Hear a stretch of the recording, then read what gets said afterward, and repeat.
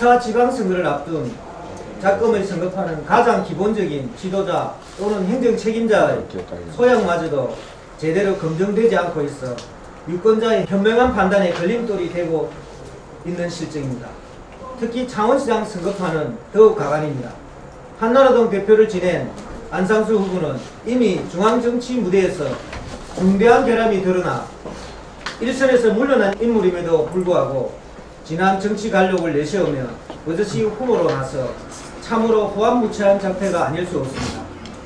당초 경남도지사에 출마하려다 여의치 않자 창원시장이 되겠다며 급선회한 것은 오로지 권력욕을 채우기 위한 허욕의 소산이라고 밖에 볼 수 없으며 창원을 발판으로 삼아 자신의 정치적 제기를 하려는 시도는 한마디로 110만 창원시민과 새누리당 당원을 우롱하는 처사입니다. 이미 드러난 안 후보의 결함을 살펴보면 지도자로서 도저히 용납할 수 없는 치명적인 결함을 가지고 있다 할 수 있습니다. 국가의 구성원으로서 애국심의 가장 기본적인 판단 요건이라고 할 수 있는 국방의 임무를 기피하였다는 것은 지도자로서 행정 책임자로서 중대한 결함이며 안 후보가 병력을 기피하고도 법조인이 됐다는 것도 참으로 부끄러워해야 할 모순입니다. 안 후보는 이미 병력 기피자로서 검사가 되는 순간부터 태생적인 모순을 안고 법조인으로서 근무하였고 나아가 정치까지 한 인물이 된 셈입니다.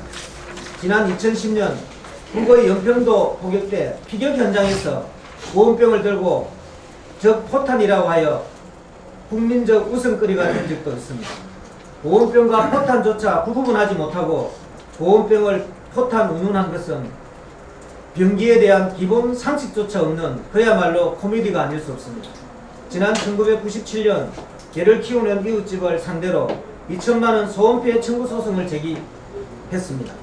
고3 아들의 학업에 지장이 있다는 이유였다는데 이웃과 소통하지 못한 인물이 지도자가 되려는 것 자체가 바람직하지 못한 발상이 아닐 수 없습니다.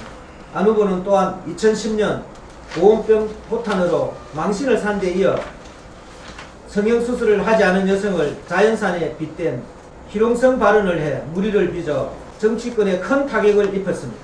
지난 2010년 12월 서울의 한 장애인 아동시설을 방문, 이때 이를 동행 취재한 여기자 3명과 오찬을 하는 자리에서 요즘 룸사롱에 가면 자연산을 더 찾는다고 하더라며 성형수술을 하지 않은 여성을 자연산에 비유한 것입니다.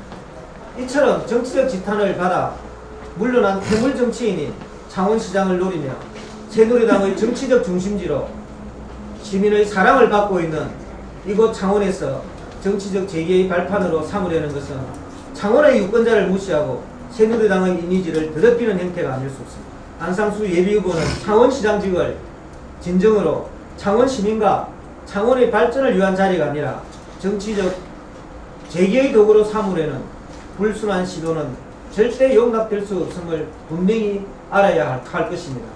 따라서 우리는 안상수 후보에게 창원시장직을 이용하여 자신의 정치적 재기를 하고자 하는 시도를 당장 철회하고 110만 인구의 거대도시 창원의 발전과 새누리당의 승리를 위해 후보 사퇴 용단을 내릴 것을 촉구합니다.